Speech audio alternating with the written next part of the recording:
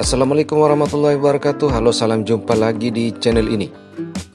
Oke, mungkin Anda pernah menonton video para pekerja migran Indonesia yang sukses di luar negeri, terutama di Amerika Serikat.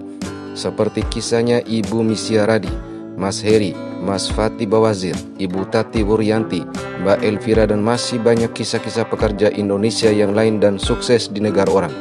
Belum lagi cerita-cerita warga negara Indonesia yang menikah dengan warga negara asing yang kemudian hidup dan sukses di negara orang. Dan yang menariknya, meskipun sudah puluhan tahun di negara orang dengan penghasilan yang dapat dikatakan mendekati dan bahkan melewati gaji pejabat negara di Indonesia, mereka tak sedikit pun menjelek-jelekan tanah airnya sendiri. Apalagi membuat konten-konten perbandingan dengan negara yang kemajuannya nomor 1 di dunia dan membandingkan dengan Indonesia. Kalaupun mereka membuat video lebih pada konten menceritakan kesehariannya di negara orang. Belum lagi jika berbicara dalam bahasa Indonesia ataupun bahasa daerah, masih fasih dalam setiap pengucapan kosakata dan tata bahasa dengan logatnya tetap logat keindonesiaan. Dan jika acara-acara yang berkaitan dengan Indonesia seperti Hari Kemerdekaan, mereka pun masih ikut merayakan. Inilah yang dapat kita katakan sekalipun sudah sukses di negara orang dengan kehidupan yang berkecukupan, namun rasa nasionalisme dan rasa cinta tanah airnya masih tinggi. Akan tetapi hal ini berbanding terbalik dengan beberapa pekerja Indonesia yang ada di negara tetangga, yang mungkin baru seumur jagung di negara jiran. Bukan hanya dialek bahasanya yang berubah, namun mereka pun sibuk membuat konten-konten perbandingan antar negara. Ya, kami tak perlu sebutkan nama-nama akunnya karena semuanya mungkin pasti tahu dan bisa melihat channel-channel mereka. Yang lebih menggelikan, konten-konten video mereka terutama video reaksi. Yang buruk dan yang jelek itu pasti dari Indonesia, lalu dibandingkan dengan negara tetangga. Sepertinya di negara tetangga merupakan surga bagi mereka. Dan kalaupun dapat video orang-orang Indonesia yang menceritakan pengalamannya saat ke Malaysia, lalu kemudian dijadikan konten dan dibandingkan dengan Indonesia. Apalagi kalau ketemu video-video yang menceritakan hal-hal buruk di Indonesia, maka itu menjadi menu empuk untuk diulik dan dirujak. Alasannya ya sebagai kritik ataupun sebuah masukan. Sayang kritikannya overdosis dengan cara pandang menggunakan kacamata kuda tanpa melakukan check and balance yang mengarah pada sikap merendahkan martabat negara. Seakan-akan warga negara Indonesia yang tidak tahu situasi di negara tetangga. Bagi nama gua Henry Kurniawan 613. Kali ini gua datang kemarin ke kota Kuala Lumpur. Ternyata di kota metropolitan yang terkenal di Malaysia, kita juga menemui gelandangan di kota metropolitan Kuala Lumpur.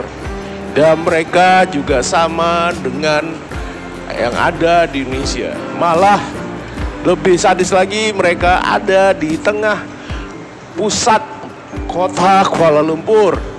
Mereka tidur sembarangan tempat. Mereka juga makan dari sisa sampah.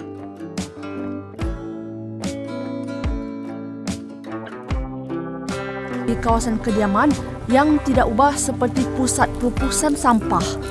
Tanpa mempedulikan aspek kebersihan dan keselamatan, sampah-sampah seperti sisa makanan, lampin pakai buang, pakaian terpakai, termasuk tilam lama, dibuang sesuka hati dari tingkat atas.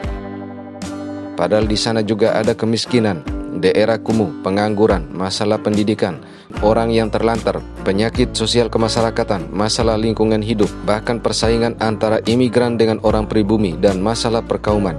Namun seakan-akan hal tersebut luput dari pandangan mereka. Yang penting headline-nya yang jelek-jelek itu dari Indonesia dan yang bagus itu dari negara sebelah. Dan kalau boleh kita katakan, alasan mengkritisi itu hanyalah kamuflase demi konten dan cuan. Seperti menunjukkan kemajuan infrastruktur negara tetangga, fasilitas-fasilitas yang ada di sana, kampung-kampung yang masyarakat katanya tiap rumah punya kendaraan, harga barangnya yang murah, dan masih banyak lagi yang ditunjukkan, dan kemudian dibandingkan dengan Indonesia. Padahal dalam konten perbandingan mereka tanpa melihat data, sistem, konsep, dan tata kelola, apalagi ketika berbicara dari sisi kajian ekonomi pembangunan di Indonesia. Namun karena sudah dibutakan dengan apa yang didapat dan menikmati kemewahan-kemewahan yang ada di sana, maka tanah airnya tetap saja tidak ada apa-apanya. Dari thumbnail video kadang-kadang saat dilihat sudah menggelikan dan terkesan merendahkan martabat negara. Kemudian ketika ada konten kreator Indonesia yang mereaksi kontennya mereka pun tidak terima, marah, lalu ada lagi yang membuat video reaksi balik dengan sistem keroyokan, tapi bukan lagi melihat apa isi pesan dari konten tersebut, namun melihat subjek orang yang mereaksi video mereka, hingga ada yang mengatakan memangnya orang itu siapa. Dan yang lebih menggelikan lagi, ada yang mengancam untuk memproses hukum YouTuber Indonesia yang mereaksi video mereka dengan kontra narasinya yang tidak diterima oleh mereka. Ini yang dapat kita katakan siapa yang kebalik otaknya. Negara yang menjadi tempat mereka lahir, makan dan minum hingga besar boleh direndahkan asal mereka senang dan mendapatkan cuan dari cara menjual keburukan-keburukan yang ada di Indonesia. Padahal sudah banyak reaksi-reaksi dan teguran-teguran dari warga negara Indonesia saat menonton konten-konten mereka. Namun bukannya berubah, tapi semakin eksis dan semakin menjadi. Inilah yang orang katakan sudah lupa daratan atau kacang lupa kulitnya. Sejelek-jeleknya Indonesia, dia adalah tempat mereka, kita dan orang-orang Indonesia lainnya lahir, makan, minum dan besar di Indonesia, bahkan beranak pinak di Indonesia.